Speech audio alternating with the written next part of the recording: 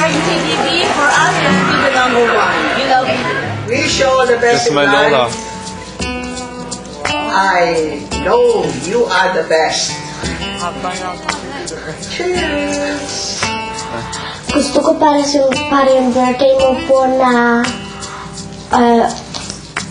gizon ka palagi, na pupunta ka ajudas to Vitacoms, palagi para sa dance, yung lahat po. Und ich möchte, dass du Stück für Stück weiterkommst und niemals aufhörst mit deinem Tanzen und alles. I love you, Manu Michael. Hey Mickey, I wish you a happy birthday. I'm really, really proud of you. Can't wait to see you again, talk to you again, and hug you again.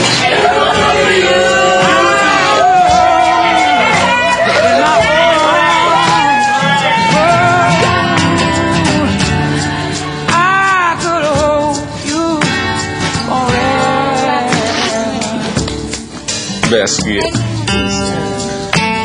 Salamat po.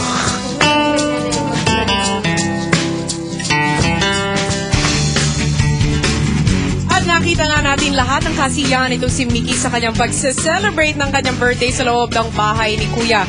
Pero ganun pa rin kaya ang kanyang nararamdaman sa mga oras na ito. Mabuti pa ay puntahan ko na at kakausapin ko na ang ating mga housemates.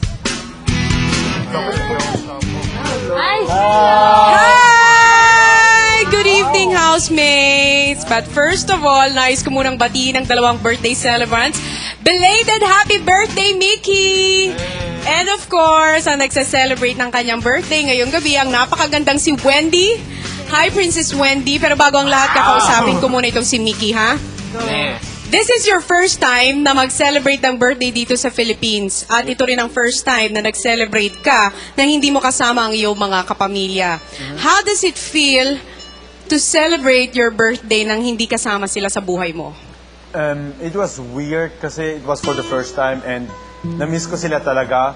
But the nice thing is that Kuya brought Switzerland to the Philippines and I spent the birthday with them and it was very memorable. So I won't forget my birthday. Belated happy birthday to you, and Mickey, you simply are the best. At sa ating Prinsesa Wendy. Wow, super princess. Princess Wendy! Kakausapin kita mamaya, okay? Okay, go! Kasabay ng pangalan na lalabas ngayong gabi. Babalikan ko kayong lahat, housemates. Hang in there.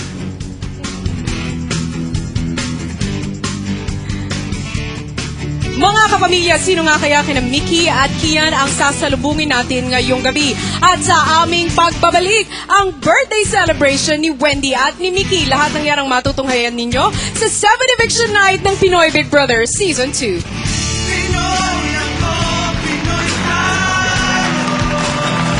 Sino kina Kian at Mickey ang gusto mong iligtas sa eviction? To vote, text BD space name of housemate and send to the following numbers.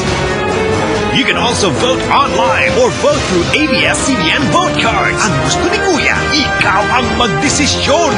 Pinoy Big Brother Season 2. Vote wisely. Ko ang inyong creativity, tiyaga at teamwork sa isang task na tinatawag kong Return of the Dominoes. Ang paggawa ng tore na 6 na talampakan ang taas. Dagdag hamon pa ang pagkakaroon ng bantay sa loob ng tore sa lahat ng oras. Halinhina ng mga housemates sa pagbuo ng tore. 4, 3, 3. Salit-salit rin ang mga iniisip nilang disenyo. Dahil si Robert ay isang restaurant shift manager, inatasan siya ni Kuya na mamuno sa weekly task. Di madali ang weekly task at paulit-ulit na nakita ng mga housemates ang pagkuho ng kanilang pag-asang magtagumpay.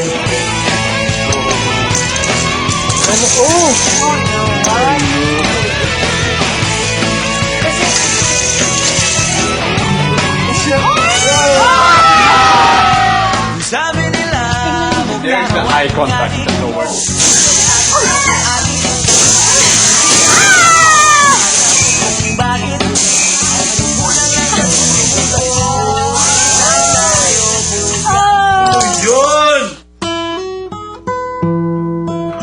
Sa huling araw ng weekly task, bakas na ang puyat at pagod sa mga housemates. Gipit na sa oras ang mga housemates at hindi pa nangangalakali ang taas ng tore, kaya't si Shift Manager Robert kinausap ng si Kuya. Pwede po mag-bargain. Anong klaseng bargain? If you fail, I failed as well. I'll take the, let's say, take the blame, and of course, for example, you'll give me a punishment so that the weekly budget would remain, kind of thing. So, ang ibig mo sabihin, Robert, Pa, ay ibibigay ko pa rin sa lahat ang kabuuan ng 5,000 pero meron kang punishment. yeah, ang kapalit po nun is I'll be automatic nominated pa. Ang weekly task ay hindi nakasalang-alang sa isang tao lang o sa'yo bilang shift manager. Ito ay isang group effort. Opo, group effort nga po, pero po, I take pride sa ginagawa ko po, and yun yan, sa lahat sa efforts ko, andito ako sa pwesto nito. Sabi natin na, if ever we don't win this one, I would really want to take the blame because I haven't failed before kahit sa trabaho ko pa. Pagkalabas ng confession room, ginising agad ni Robert ang mga kasama para pagtulong-tulungan ng tore. Hanggang 12 o'clock lang ang natin, weekly.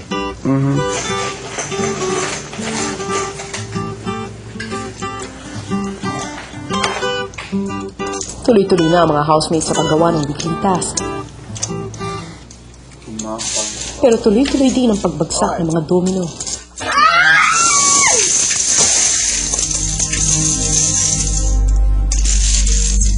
Ituloy ang kalahati. Baka sakali ibigay ang kalahati ng budget. What?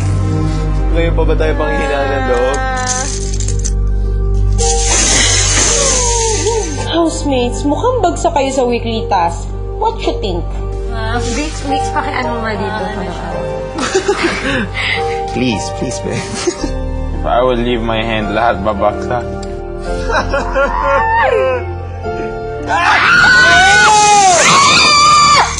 Ilang kabaliwan. Pagsapit ng hapon, ipinaalam na ni Kuya ang kanyang desisyon tungkol sa weekly task. Housemates, tapos na ang 3 oras na palugit ko para sa pagkakagawa ng inyong weekly task. Hindi kayo nagwagi sa inyong weekly task. Kaya, ang inyong magiging budget para sa linggong ito ay 2,500 lang. Nagkaroon ako ng anak. Dati, gusto ko ng Domino's. Pwede. Manahimik ka. Hindi man nagtagumpay ang ating mga housemates sa kanilang weekly task, pinatunayan naman ni Robert ang kanyang katatagan bilang kanilang shift manager. Pero ano nga kaya ang kanyang nararamdaman sa mga oras na ito?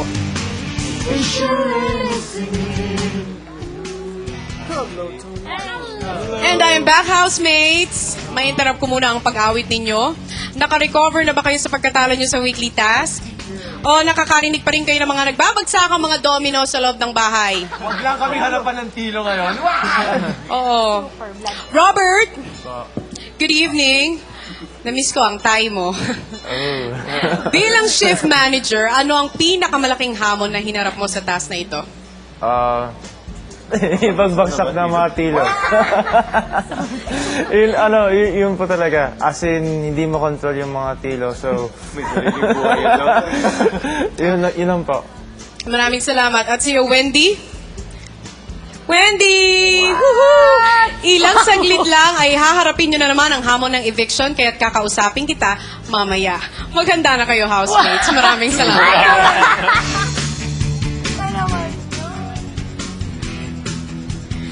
Sino nga kaya ang haharapin natin ngayon sa eviction hall? Will it be Mickey or Kian? Mabuti pa ay alamin na natin mula kay Bianca.